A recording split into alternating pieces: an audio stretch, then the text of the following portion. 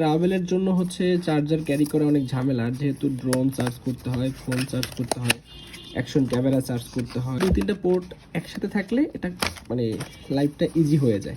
আজকে আমি একটা চার্জার কিনেছি আমার ড্রোন চার্জ করার জন্য, সেটা হচ্ছে এই বাসুসের এই চার্জারটা।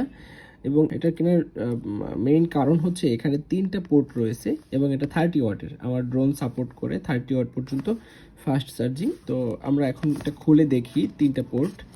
এই জন্যই, কারণ ট্রাভেলের জন্য হচ্ছে চার্জার ক্যারি করা অনেক ঝামেলার, যেহেতু ড্রোন চার্জ করতে হয়, ফোন চার্জ করতে হয়, অ্যাকশন ক্যামেরা চার্জ করতে হয়, সাথে পাওয়ার ব্যাংক থাকে, কিন্তু পাওয়ার ব্যাংকও তো চার্জ করতে হয়। তো এই জন্য হচ্ছে 2-3টা পোর্ট একসাথে থাকলে এটা মানে লাইফটা ইজি হয়ে যায়। তো দেখা যাক এটার মধ্যে,